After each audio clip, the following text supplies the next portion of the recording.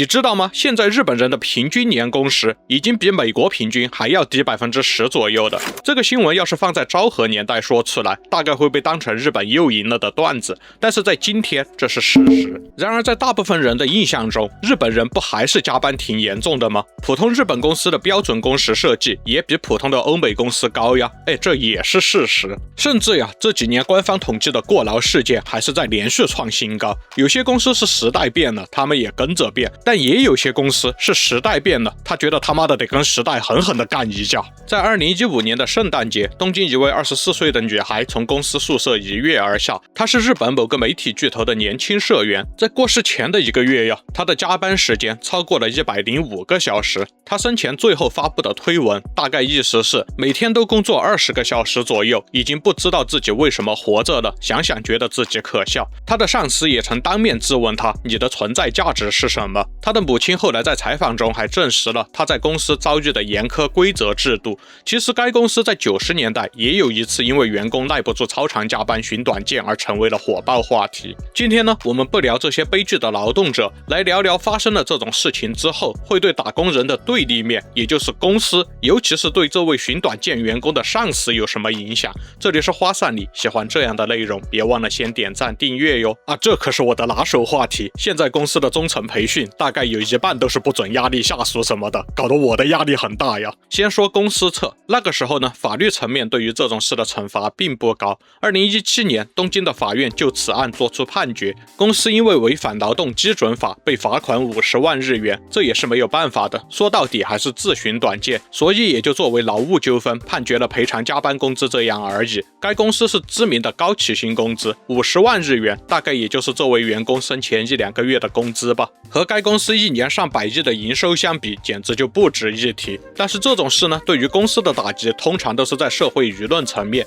一般会严重打击持续的招工。不过该公司本来就是知名的高薪低生活公司，这方面的打击也还好。然后就是日本颇有影响力的年度黑企，也因此让该公司上了榜。集团社长则宣布自降20%的薪水半年，以示歉意。这些听起来都是不疼不痒的样子，但是其实还是有一个人因此会比较痛苦，那就是这位员工的直属上司。虽然公司为了淡化此事件而并没有太多的公开内部处理的结果，但是正常来说，这种明显强迫下属超出法律限制的加班，以至于发生了悲剧的情况，在日本会被惩戒解雇。那这里就必须要先补充一个日本的特殊概念。其实日本的解雇是分成了好几种方式，即使排除掉了裁员、优化、整理、清退这些对员工个人而言的中性解雇，出于惩罚目的的解雇也分了3层。最轻的方式是劝退，这个很明显就是公司跟你商量说你自己辞职还能留个体面，然后用拐弯抹角的方式给一笔遣散费。这种通常都是公司本身并不认为员工有错，但是有其他的原因不得不解雇了他的情况，那么这位员工之后面对的事情基本会和普通的被裁员员工一样。然后中间的就是普通解雇，也就是公司单方面终止合同，通常需要提前30天或者支付30天的工资作为补偿。这种情况一般是公司有一些员工犯错呀、尽职能力不足呀，或者给公司造成了损失的证据。对于员工个人的影响，基本体现在遣散费会很少，寻找新职位时需要解释解雇的原因，从而难度增加这样。而最重的解雇方式就是惩戒解雇，这也是日本法律范围内公司可以对员工实施的最高惩罚方式，所以在有些公司里被戏称为社内极刑。既然是最高的惩罚方式，对于公司肯定也是有限制的，通常只有员工犯下的舞弊呀、严重违法呀、重大职场道德污点等的行为时才会被动用。日本的劳动法本身对于解雇设置了极高的门槛，劳动契约法第16条规定，解雇如果缺乏合理客观的理由，且不被认为符合社会一般观念上的妥当性，则构成权力滥用，该解雇则无效。这一条在司法实践中基本是惩戒解雇的情况。普通解雇的司法纠纷一般都是打工人要求拿回正常的赔偿金即可，而被惩戒解雇的人基本上退职金就别想了，一般都会被全额没收。惩戒解雇也不需要提前30天通知，公司也必须在离职票上的显著位置明确标记惩戒解雇4个大字，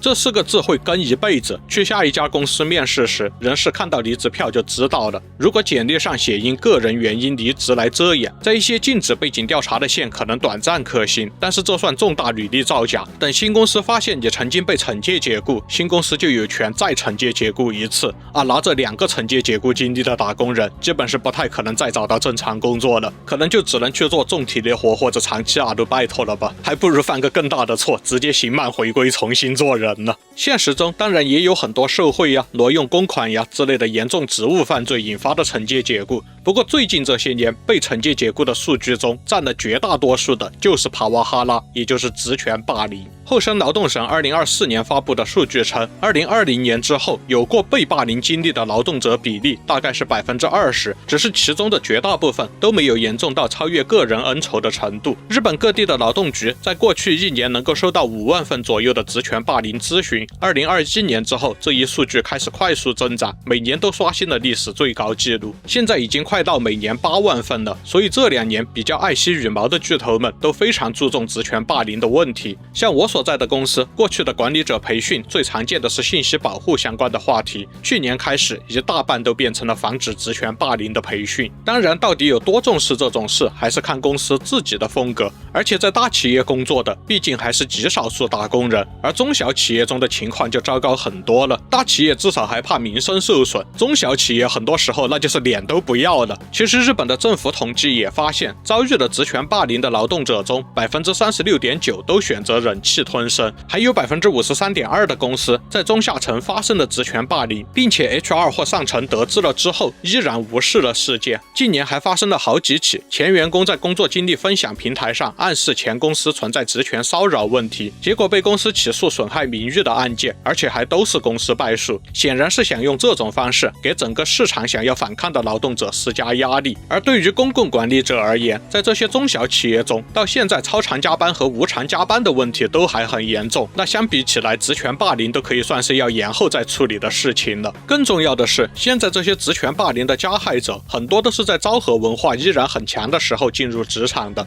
他们大部分自己经历过被职权霸凌，而且在以前的日本文化中，子女在公司受了委屈回家诉苦，多半会被父母认为是不能适应社会规则或者忍耐力不足，导致一些公司内部也认为一些职权霸凌行为是文化啊。我也不知道为什么总有人觉得以前大家都吃屎，所以吃屎是一种传统。那在这种背景下，公共管理者很难一个一个的去处理，大部分时候只能等公司自己因为舆论压力吃了亏之后自己学乖。那么因为职权霸凌被惩戒解雇之后，多半还是得继续找工作的嘛，没有现金流可不行，这就会非常困难。求职网站统计的被惩戒解雇的求职者，光是第一步通过简历的几率都只有 2%， 就这 2% 中，绝大部分还是因为在简历里写了离职之类模糊的话。但是被惩戒解雇的事实还是必须向新公司交代的，这些人大部分也是新公司一旦知道了就没有然后了。比如有人在面试时用借口说这个岗位对于公司很重要，所以指导后辈时过于热血，或者说因为很看好这个新人，所以急于培养他。当然对方公司立刻就明白了这是职权霸凌，然后请他离开了。我以前引用过庄子里的大小如盗墓故事，讽刺泡沫破裂之后不愿意承认现实的日本人，其实在这里也是一回事嘛。你再怎么搞得很有仪式感，引经据典用诗经和礼记来指导自己的动作，但是你盗墓就是盗墓，找再多主观的为了公司好为了下属好的体面借口，做的事情就叫职权霸凌。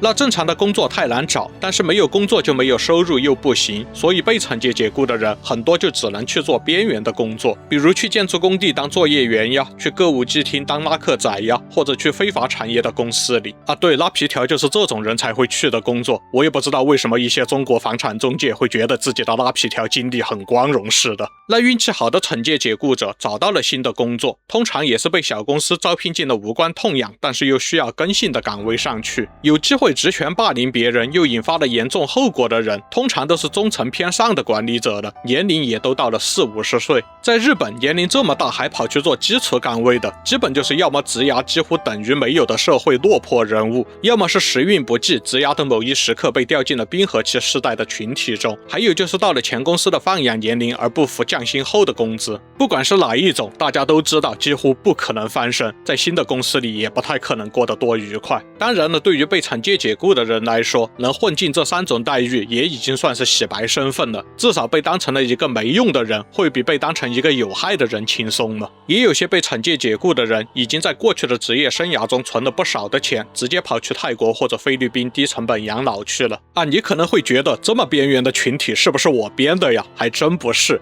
因为确实没有那么难找到信息。其实日本每年都有1000起左右的劳动者被认为严重超负荷而过劳死或者自杀或者引发了长期健康障碍的案例，其中的很大一部分都会同时伴随着这位劳动者的上司被惩戒解雇。所以虽然是边缘群体，其实能找到案例还真不少。这也是为什么我主要说的都是因为职权霸凌而被惩戒解雇的事情，别的惩戒解雇的后续就很难找了。比如那年那位挪用公款炒虚拟货币赚了几百亿的索尼员工，他之后怎么样的我是肯定不知道的。这类惩戒解雇者出狱之后作为刑满人员也应该享有自己的隐私权，他自己不说的话肯定我们就不知道嘛。但是职权霸凌被惩戒解雇的故事大家就可以说，反正事件挺多的，也不能被定位到具体个人，反而隐私之类的问题上没有那么需要谨慎的。总之我觉得职权霸凌这件事最恶心的地方不只是加害者有多坏，而在于很多加害者是真心不认为自己所做的事值得受惩罚，他们的施暴可以扭曲成是教育，是为公司培养人才，